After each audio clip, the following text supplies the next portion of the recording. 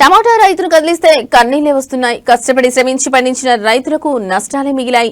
పెట్టిన పెట్టుబడులు కూడా రాని దుర్భర పరిస్థితి ఏర్పడింది. మదనపల్లి మార్కెట్లో టమాటా ధరలు దారుణంగా పడిపోయాయి. గత 3 ఏళ్లుగా టమాటా సాగులో నష్టాలను ఎదుర్కొంటున్నారు రైతులు. ధరలు ఎప్పుడు పెరుగుతాయో అని ఆశగా ఎదురు చూస్తున్నారు. మదనపల్లి డివిజన్లో 1400 హెక్టార్లలో రైతులు టమాటా సాగు చేస్తున్నారు. మదనపల్లి మార్కెట్ నుంచి హైదరాబాద్, విజయవాడ, విశాఖపట్నం, చెన్నై, కోయంబత్తూరుతో పాటు ఢిల్లీ, పంజాబ్, మహారాష్ట్రాలకు టమాటా ఎగుమతి అవుతుంది. నిత్యం 300 నుంచి 600 టన్నుల వరకు ఎగుమతి చేస్తారు. నెల క్రితం టమాటా కిలో 60 రూపాయల వరకు ధర పలికింది. అయితే బయట ప్రాంతాలలో కూడా టమాటా సాగు అవుతుండటంతో మదనపల్లి మార్కెట్లో ధరలు పడిపోతున్నాయి. 2 వారాలుగా నాణ్యమైన టమాటా కిలో 15 రూపాయలు పలికితే ఇప్పుడు 7 రూపాయలకు పలుకుతోంది. ఈ విషయంలో ప్రభుత్వం సానుకూలంగా స్పందించి తమకు న్యాయం చేయాలని రైతులు కోరుతున్నారు.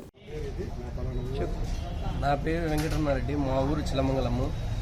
నేను టమాటా రైతు టమాటాలు పండించినాను. నేను దాదాపు 3 ఎకరాల టమాటా అయినా.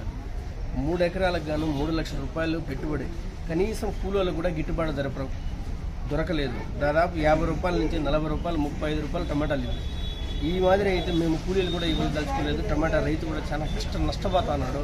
దయచేసి ఏదైనా ప్రభుత్వం ఆదుకుంటే మంచిది. ఇది మా విన్నపం. ఈరోజు రేటు 60 రూపాయలు పోయింది. నిన్న చూస్తే 80 రూపాయలుగా ఉంది. 2 రోజుల క్రితం చూస్తే 45, 50గా ఉంది.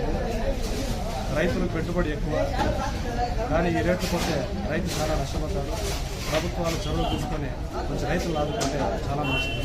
రైతులు సాయం ఈ రేట్లు పోతే రైతులు పెట్టుబడులు ఎక్కువ, రైతులు ఆదుకోవాలి, ప్రభుత్వాలు ముందుకు రావాలి.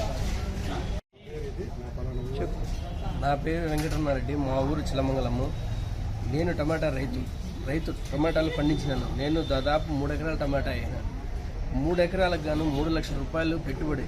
కనీసం కూలీలు కూడా గిట్టుబాటు ధర దొరకలేదు. దాదాపు 50 రూపాయల నుంచి 40 రూపాయలు, 35 రూపాయలు టమాటాలు ఇవ్వాలి.